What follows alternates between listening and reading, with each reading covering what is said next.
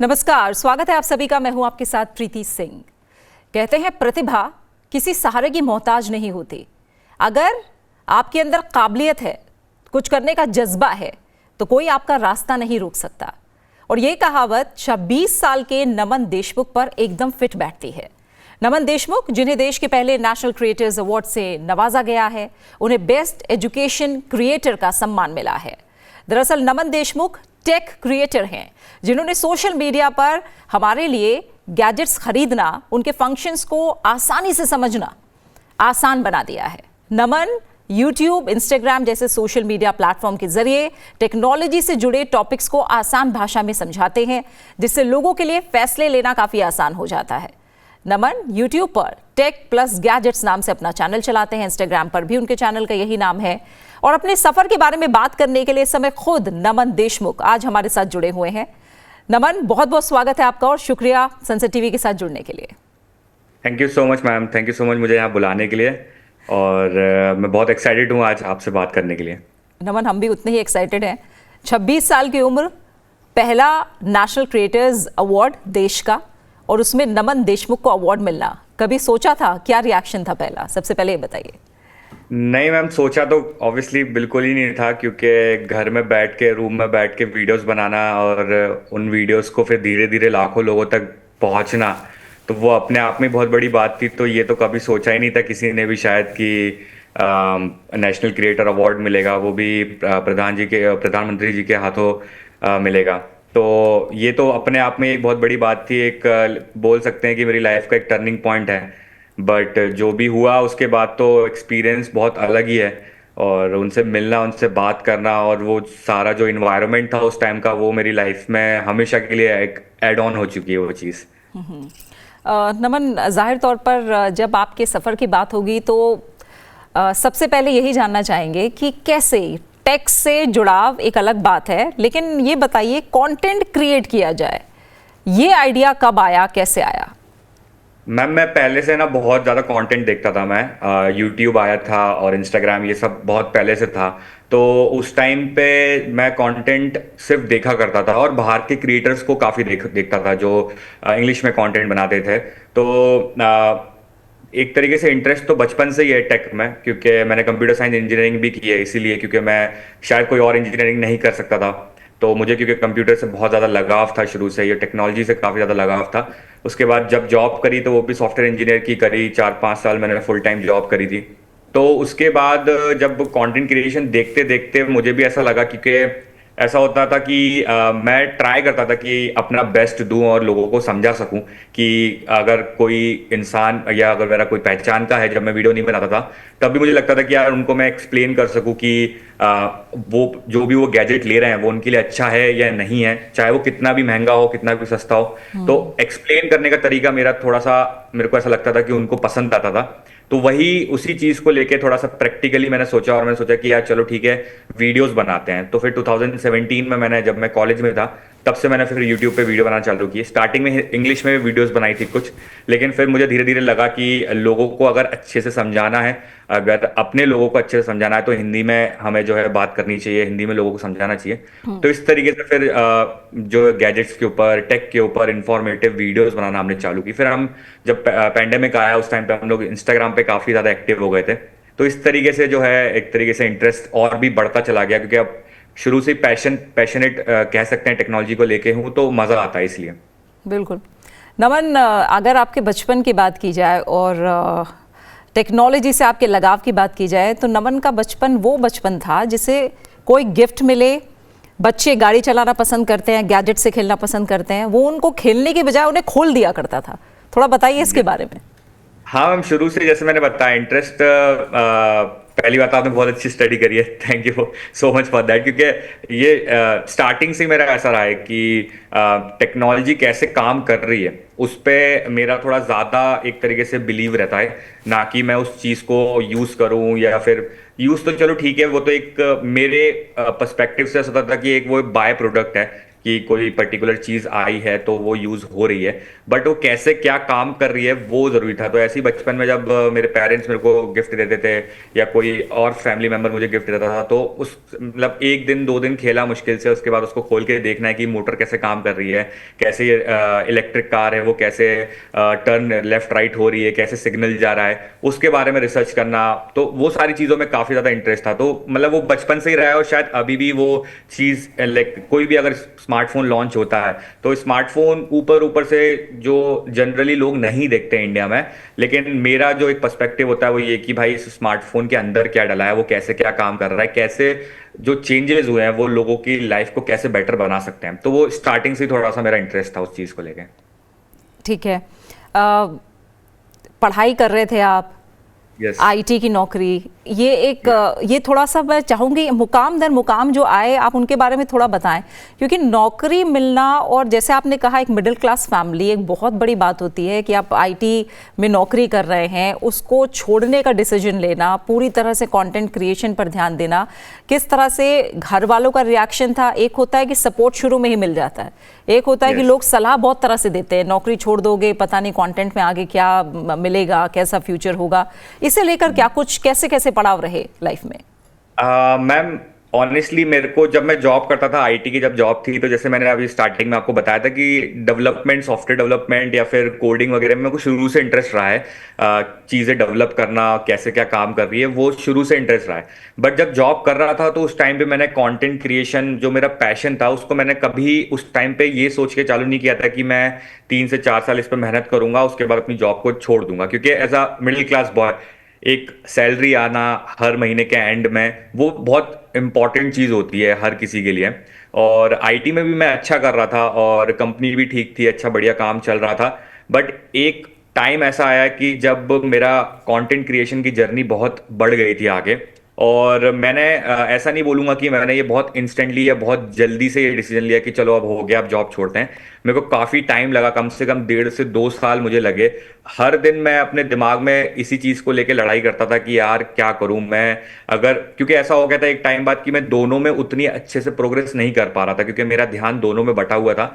अब आईटी की जॉब ऐसी होती है कि आपको भी मालूम होगा कि सुबह से शाम तक करना है और वो कब रात हो जाती है पता नहीं पड़ता। फिर खुद ही वीडियो शूट करना है, हालांकि अब तो टीम है लेकिन उस टाइम पे खुद वीडियो बनाना, खुद एडिट करना, अपलोड करना, रिसर्च करना, सब कुछ मुझे ही खुद करना पड़ता था। तो वो 1-2 साल जो जब मैं सोचता था तो काफ़ी ज़्यादा प्रेशर वाला फील होता था, क्योंकि उस टाइम पे हेल्थ को लेके भी ज़्यादा नहीं सोचता था मैं, क्योंकि नींद पूरी नहीं हो रही है। बट वही कि जो दोनों चीज़ें हैं, जो कंटेंट क्रिएशन है वो एक तरीके से पैशन बन गया था, तो वो पैशन को छोड़ना तो एक सा मतलब मेरे दिमाग में ही नहीं आया था, क्योंकि लोग इतना सपोर्ट करने लगे थे, लोग कमेंट्स करते थे, तो मुझे ऐसा लगता था कि यार नहीं यार ये तो नहीं हो पाएगा। बट मैंने भी मन में सोचा था कि चलो 1 साल 2 साल करके देखते हैं, नहीं होगा तो फिर वापस इसमें आ जाएंगे। बट टचवुड लकीली उसके बाद जॉब छोड़ने के बाद हमारा काम और ज़्यादा बढ़ता चला गया, अब खुद की टीम वगैरह भी है और काफ़ी ज़्यादा रिकॉग्नाइजेशन वगैरह भी मिली।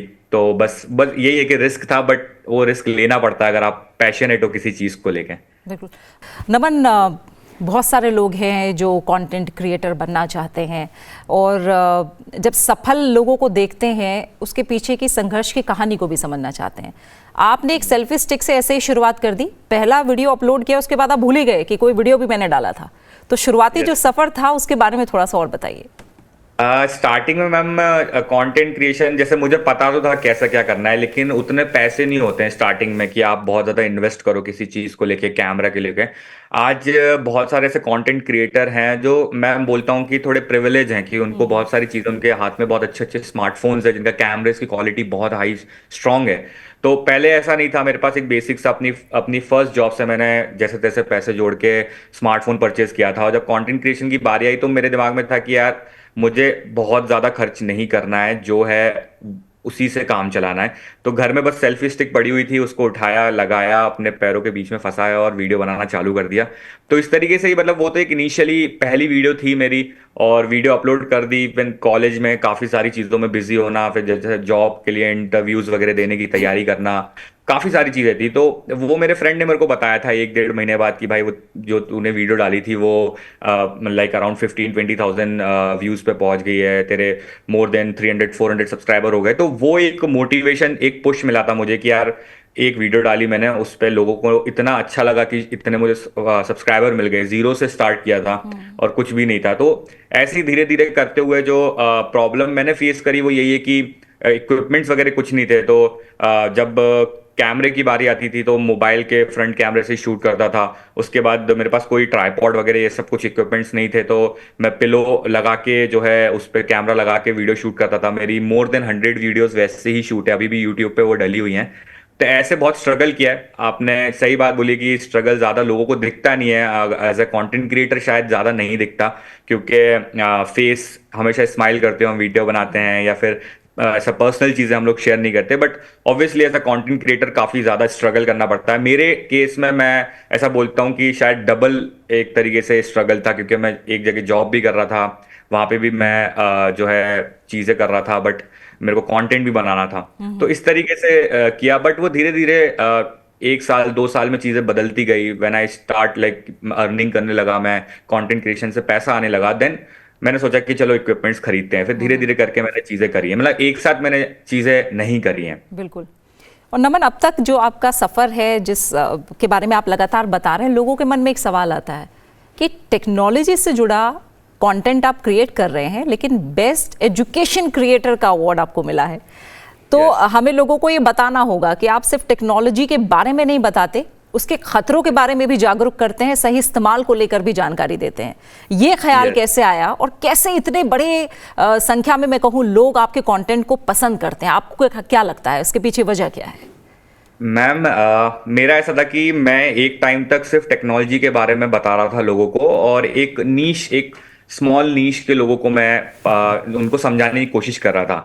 लेकिन जब मेरा इंस्टाग्राम ग्रो हुआ तो मैंने वहां पे देखा कि यार, मैं इंडिया में रहता हूँ और इंडिया में करोड़ों लोग हैं, और उन करोड़ों लोगों को अगर चीजें बतानी है तो बहुत इजी तरीके से, सिंपल तरीके से बतानी होगी। क्योंकि जैसे जब मैं स्टेज पे गया था, जब मुझे प्रधानमंत्री जी ने मेरे को अवार्ड दिया था, उस टाइम पे भी उन्होंने एक चीज बहुत अच्छी बोली थी, जो मैं पर्सनली पहले से भी काफी टाइम बार बोलता आया हूँ, कि लोग महंगे महंगे फोन ले तो लेते हैं, लेकिन उनको यूज कैसे करना है, कैसे मतलब क्या नहीं करना है उनको। क्योंकि एक सिंपल लिंक पे भी टैप करने पे आपका बैंक अकाउंट खाली हो सकता है। ऐसे इस लेवल के भी स्कैम्स या स्पैम मैसेजेस वगैरह आते हैं लोगों के पास। जब मैंने बेसिक से स्टार्ट किया तो मैंने सोचा कि यार, बहुत इजी सा कंटेंट बना के देखते हैं। एक मेरा एक्सपेरिमेंट था, क्योंकि उस टाइम पे ऐसा कंटेंट कोई बना नहीं रहा था। काफी सारे लोग फनी कंटेंट या फिर थोड़ा सा स्क्रिप्चुअल कंटेंट बनाते थे, या फिर थोड़ा अलग कंटेंट था। लेकिन जब मैंने अपना स्क्रिप्ट के साथ में थोड़ा इजी लैंग्वेज में कंटेंट बनाना चालू किया, तो वो लोगों को बहुत पसंद आया। क्योंकि उससे ये हो रहा था कि जिसको टेक्नोलॉजी के बारे में ज्यादा नॉलेज भी नहीं है ना, वो भी वीडियो देख रहा था और समझ रहा था कि अच्छा चलो ये होता है। फिर धीरे धीरे करके फिर मैंने अवेयरनेस देखी कि यार, लोगों को बहुत सारी चीजों के बारे में अवेयरनेस ही नहीं है। जैसे बहुत सारे स्कैम्स होते हैं, बहुत सारे ऐसे गवर्नमेंट की सर्विसेज होती हैं जो लोगों तक नहीं पहुंच पाती है, या जिनके बारे में उनको नॉलेज नहीं होती है। तो उसके बारे में मैंने चीजें बताना चालू की। जैसे मेरी एक पहली बहुत ज्यादा वायरल वीडियो थी चाइल्ड आधार कार्ड के ऊपर, जो शायद ओवरऑल फेसबुक और इंस्टाग्राम मिला के मोर देन 60-70 मिलियन व्यूज है उस पर। 60-70 मिलियन बहुत ज्यादा बड़ा नंबर होता है। तो उसमें मैंने बताया था कि कैसे आप घर बैठे अपने 5 साल के बच्चों के आधार कार्ड बनवा सकते हैं घर पे, आपको आधार सेंटर जाने की जरूरत नहीं है। तो वो वीडियो मेरी काफी ज्यादा वायरल हुई थी। तो उससे मेरे को लगा कि यार नहीं, लोगों को काफी ज्यादा नॉलेज नहीं है, हमें बताना पड़ेगा। फिर इस तरीके से जो है मैंने कह सकते हैं लेमन टर्म में जो है कंटेंट बनाना चालू किया। और एजुकेशन कैटेगरी में जीतना, मतलब मैं 2 कैटेगरी में नॉमिनेट हुआ था, टेक में भी और एजुकेशन में भी। बट एजुकेशन में जीतना मेरे लिए मतलब अपने आप में एक बहुत बड़ी बात थी, कि लोग मुझे देख रहे हैं कुछ सीखने के लिए। तो इससे अच्छा कुछ नहीं हो सकता। मतलब लाइक ये मेरे लिए बहुत ज्यादा ही बड़ी बात थी। बिल्कुल। टेक्नोलॉजी की जब हम बात कर रहे हैं नमन, मैं चाहूँगी आप अपने नज़रिए से थोड़ा हमें बताएं, आने वाले समय में टेक्नोलॉजी का इस्तेमाल और ज़्यादा बढ़ने वाला है, और हम जानते हैं कि उसको लेकर ख़तरे भी कई गुना ज़्यादा बढ़ने वाले हैं। आज के समय में क्या ज़रूरत है, और अपनी ही तरह का आप क्या चाहते हैं? जो लोग टेक्नोलॉजी को लेकर कंटेंट तो क्रिएट करते हैं, जैसे आपने कहा कि उस टेक्नोलॉजी के बारे में तो जानकारी देते हैं, लेकिन बहुत सारी उससे जुड़े और भी पहलू हैं जिनके बारे में लोगों को आज जागरूक करना बहुत ज़्यादा ज़रूरी है। इसे लेकर किस तरह के चैलेंजेस आप आने वाले समय में देख रहे हैं? चैलेंजेस मैम, हम ऑन अ डेली बेसिस देख रहे हैं, क्योंकि टेक्नोलॉजी पहले काफ़ी सिंपल हुआ करती थी। मतलब पहले टेक्नोलॉजी अगर हम बात करते हैं आज से 6, 7, 8 साल पहले, तो लोग इतने ज़्यादा टेक्नोलॉजी को अडेप्ट नहीं कर पाते थे, धीरे धीरे करते थे। लेकिन आज के टाइम पे टेक्नोलॉजी बहुत ज्यादा रैपिडली फास्ट होती जा रही है। अगर बात करते हैं नॉर्मली, अगर किसी का मैसेज आता है कुछ मतलब पहले सिर्फ मैसेज या व्हाट्सएप वगैरह चलता था, लेकिन अब कैमरेज हो गए हैं, या फिर जो पर्टिकुलर स्मार्टफोन्स में जो हार्डवेयर हो गया, भले लैपटॉप हो, ईयरफोन्स हो, वो बहुत ज्यादा एडवांस हो गए। और जैसे कि हमें पता है अब एआई का जो है टाइम आ चुका है। आर्टिफिशियल इंटेलिजेंस पिछले 2-3 सालों से तो इतना ज्यादा बूम पर है कि पहले सिर्फ और सिर्फ एक तरीके से लोग उसको गिमिक समझते थे कि यार चलो ठीक है, आ गया है, इससे कोई फायदा नहीं होगा। लेकिन अब बहुत सारे से फिजिकल डिवाइसेस में भी एआई इनेबल्ड हो गया है, जहां पे लोग एआई को यूज करके चीजें कर सकते हैं। मैं अगर छोटा सा एग्जांपल देता हूं, अगर आप ऐसे स्मार्टफोन से आज के टाइम पे अगर आप सेल्फी लेते हैं, अब मान लेते हैं कि आप सेल्फी लेते टाइम आपके साइड वाले की आंखें बंद हो गई हैं, तो आप एक क्लिक पे उस सामने वाले की आंखें जो है एआई के थ्रू जो है उसकी आंखें को ओपन कर सकते हो, या फिर एक फेक आई लगा सकते हो जो दिखेगी ओरिजिनल। तो इस तरीके की एआई टेक्नोलॉजी जो है अब हार्डवेयर डिवाइसेस में आ चुकी हैं, जो कि अच्छी बात है। बट अगर हम खतरे की बात करते हैं कि क्या चीजें हैं, तो सबसे बड़ी चीज ये है कि अब जैसे जैसे टेक्नोलॉजी आगे बढ़ती जा रही है, वैसे वैसे लोगों को भी थोड़ा सा सीखने की काफी ज्यादा जरूरत है, जो मैं पर्सनली ट्राई करता हूं काफी ज्यादा। क्योंकि जो स्कैम्स होते हैं ना, वो इस लेवल के स्कैम्स हो गए हैं कि अच्छे खासे पढ़े लिखे लोग भी इस चीज में फंस जाते हैं। बेसिक एग्जांपल देता हूं कि अगर पर्टिकुलर कोई XYZ बैंक का जो है पेज है, वहां से आपके पास मैसेज आता है कि अगर आप फलाना ठिकाना टाइम पे जो है अपनी केवाईसी नहीं करवाते हो, तो आपका बैंक अकाउंट बंद हो जाएगा। और एक मैसेज पे लिंक आई है। अब अगर उस लिंक पे, ये पर्सनल एक्सपीरियंस बता रहा हूं, मैं से मेरे एक जानने वाले के पास ही आया, जो कि एक जनरल मैनेजर एक कंपनी में, उनके साथ मेरे ये हुआ था। उन्होंने वो लिंक पे टैप किया, उस बैंक का जो है सेम हूबहू एक पेज खुला जो बैंक की ही वेबसाइट लग रही थी। उन्होंने अपनी सारी डिटेल वहां डाल दी, और जैसी डिटेल डाली, एंटर किया, विद इन 2 मिनट्स उनके बैंक में जितना भी पैसा था वो चला गया। तो मतलब इस लेवल का जो है चीजें हो रही हैं। इमोशनल जो है काफी सारे स्कैम्स होते हैं, जहां पे फोन लगाते हैं, जैसे किसी का अगर पेरेंट्स हैं, उसके बच्चे कहीं और रहते हैं, तो पेरेंट्स को कॉल किया जाता है कि आपका बच्चा हमारे पास है, पुलिस जो है बन के, लेकिन वो स्कैमर्स होते हैं, तो पैसे ट्रांसफर कर दो। तो इस तरीके की चीजें हमने इस पे बहुत बहुत ज्यादा वीडियोस बनाई हैं, जहां पे हम लोगों को अवेयर करते हैं। तो यही है कि जितना हो सके उतना टेक्नोलॉजी को जो है यूज करना है। और जितने भी यंगस्टर्स हैं, मैं उनसे, जो भी ये वीडियो देख रहे हैं, उनसे मैं यही बोलूंगा कि ट्राई करिए कि आपके जो आसपास के लोग हैं, अपने पेरेंट्स हैं, या फिर जो भी जिनको ज्यादा टेक्नोलॉजी के बारे में नहीं पता है, उनको ये सारी चीजें शेयर करना है। मैं ये नहीं बोल रहा कि सिर्फ मेरी वीडियो जाके शेयर करो, या मतलब मैं जो बता रहा हूं वही करो। बहुत अच्छे अच्छे कंटेंट क्रिएटर हैं जो टेक में वीडियोस बना रहे हैं, उनका कंटेंट आप जाके शेयर करो, उनको नॉलेज दो कि क्या है क्या नहीं है। तो एडवांटेज भी है, डिसएडवांटेज भी है, बस डिपेंड करता है कि अब आप कैसे यूज उस टेक्नोलॉजी को कर रहे हो। बिल्कुल। नमन, एक एंटरप्रेन्योर के रूप में अब मैं थोड़ा सा आपका मैसेज लोगों तक पहुंचाना चाहूँगी, जो लोग नया वेंचर स्टार्ट करना चाहते हैं। आपने शुरुआत में ही पैशन की बात की, कैसे जाने पैशन क्या है, और उसी राह में कहीं ना कहीं आगे जाके करियर बनाना, किस तरह के चैलेंजेस आएंगे, किन बातों का ध्यान रखना है, और जब कंटेंट क्रिएशन की बात आती है तो क्या चीज़ें हैं जिन्हें एक तरह से मैं कहूँ बिल्कुल नकार देना है, और किन चीज़ों की तरफ फोकस करना है? आपके की पॉइंट्स क्या होंगे आपकी तरफ से? मैम, की पॉइंट्स बस बहुत सिंपल सी लॉजिक है कि एंटरप्रेन्योर थोड़ा सा एक एक फैंसी सा वर्ड हो गया आज के टाइम पे, इंडिया में और इंडिया के बाहर भी, जहाँ पे लोगों को लगता है कि काफी इजी है, और मतलब लाइफ बहुत ज्यादा कूल होती है इन लोगों की। बट मैं आपको ऑनेस्टली बता रहा हूँ, क्योंकि मैंने वो चीज़ फेस करी है।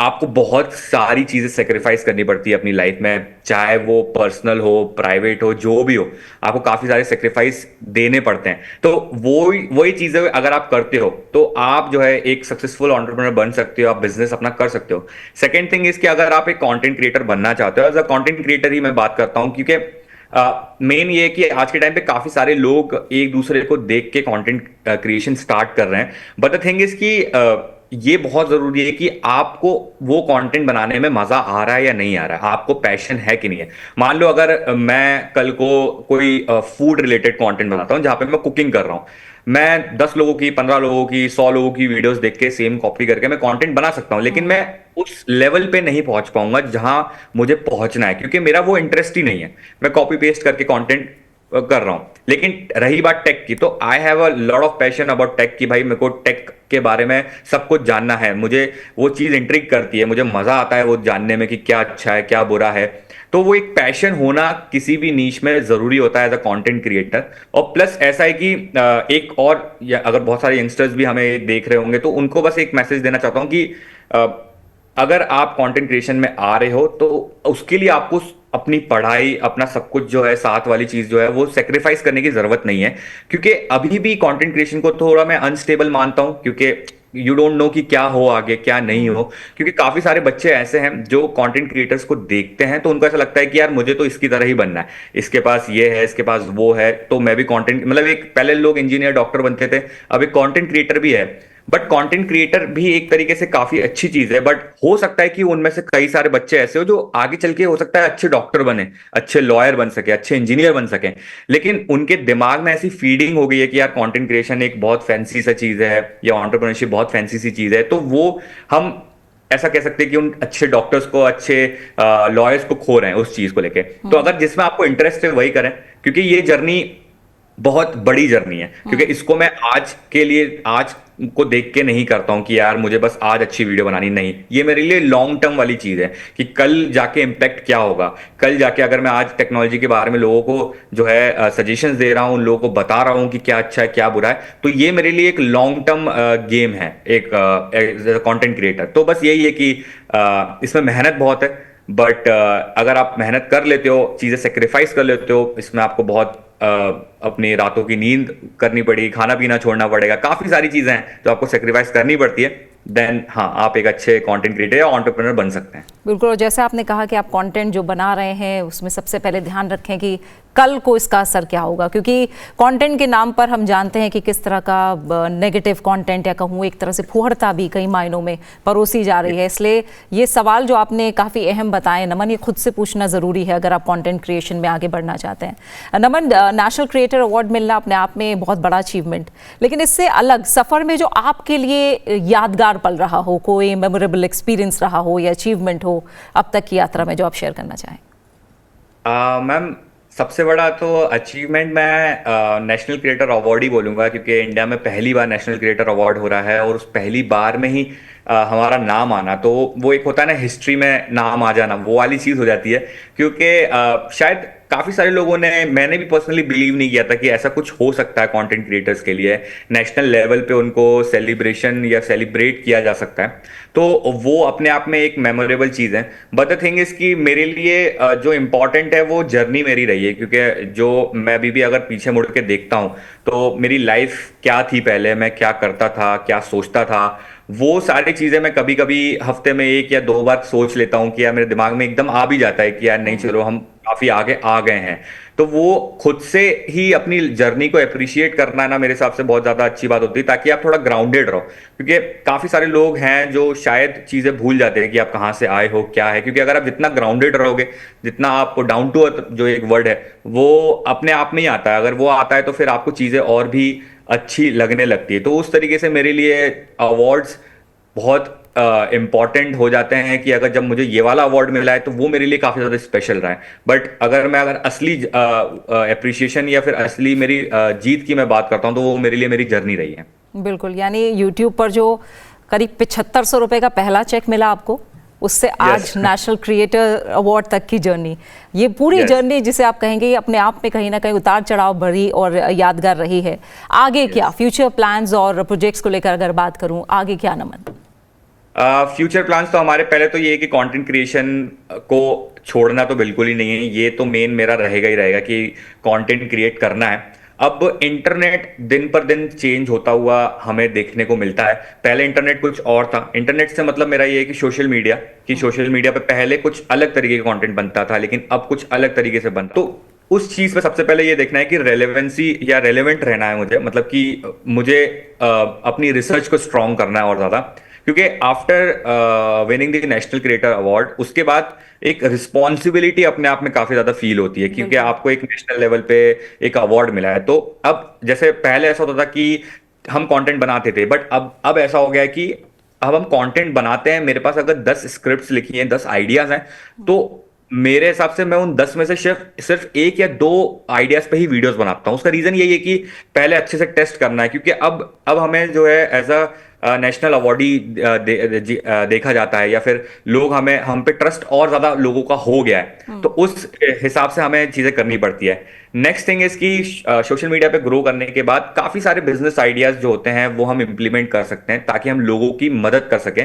क्योंकि पहले के टाइम पे जो है इतनी ज्यादा पर्सनल टच नहीं होता था बिजनेस पे, क्योंकि सोशल मीडिया था नहीं, तो लोग किसी का बिजनेस होता था तो वो अपने हिसाब से बिजनेस करते थे, लेकिन वो पर्सनल टच नहीं होता था। लेकिन अब as a social media creator या कंटेंट क्रिएटर, अगर मैं अभी हमारे कुछ प्लान्स हैं जिस पे हम अभी काम कर रहे हैं, कुछ बिजनेसेस है जो जिस पे हम काम कर रहे हैं, हम कुछ ऐसे प्रोडक्ट्स बना रहे हैं जो हम अपनी ऑडियंस को दे सकें, हम ऑडियंस को सेल कर सकें। लेकिन उसमें भी सबसे इंपॉर्टेंट चीज है कि उनका भरोसा जो है जीतना है उनके साथ, क्योंकि मैं खुद ऐसा वीडियो बनाता हूं जब मैं देखता हूं कि लोगों के साथ स्कैम कैसे होते हैं, लोग कैसे नकली प्रोडक्ट दे देते हैं, तो वो सारी चीजें अब मेरे दिमाग में ऑलरेडी हैं। तो वो सारी चीजों को लेके जो है मुझे करना है कि भाई उनको कुछ ऐसा प्रोडक्ट लाके दूं एज अ टेक कि उनको मजा आए, उनको यूज करने में अच्छा लगे और अफोर्डेबल हो। सेकंड थिंग इज जैसे मैंने ग्रो किया है सोशल मीडिया पे, जैसे मैंने अपनी जर्नी करी है, वही चीजें जो है मैं लोगों के साथ शेयर करना चाहता हूँ। उसी के लिए हमने द ग्रोथ प्लस का जो है स्टार्ट किया था, जहां पे हम लोगों को सिखाते हैं कि how you can grow on social media. अब हमारा जो नेक्स्ट प्रोजेक्ट आने वाला है उसमें ये है कि हम लोगों को बताएंगे कि कैसे आप एआई को यूज करके अपने बिजनेस को बड़ा कर सकते हो। क्योंकि अभी के टाइम पे मेरे हिसाब से अगर एआई अगर आप नहीं सीखते हो तो वो शायद आपके फ्यूचर को लेके, चाहे आप एक एम्प्लॉय हो किसी कंपनी में काम करते हो या फिर आपका बिजनेस है, भले छोटा हो बड़ा हो, एआई बहुत ज्यादा जरूरी है। तो उसी को लेके हम, क्योंकि हम भी डेली लाइफ में एआई यूज करते हैं, एआई की बहुत ज्यादा नॉलेज रखते हैं, तो और मैं पहले एमएल पे भी काम करता था, अब तो मशीन लर्निंग पे भी काम किया, तो उसी चीज को, नॉलेज को लेके मैं आगे जो है बढ़ना चाहता हूँ और लोगों तक पहुंचाना है। आपके आगे के सफर के लिए, आगे के जीवन के लिए, आगे की यात्रा के लिए बहुत बहुत शुभकामनाएं आपको सनसेट टीवी की तरफ से। Naman. Thank you so much ma'am, thank you. और बहुत बहुत शुक्रिया आपका सनसेट टीवी के साथ जुड़ने के लिए। नमस्कार।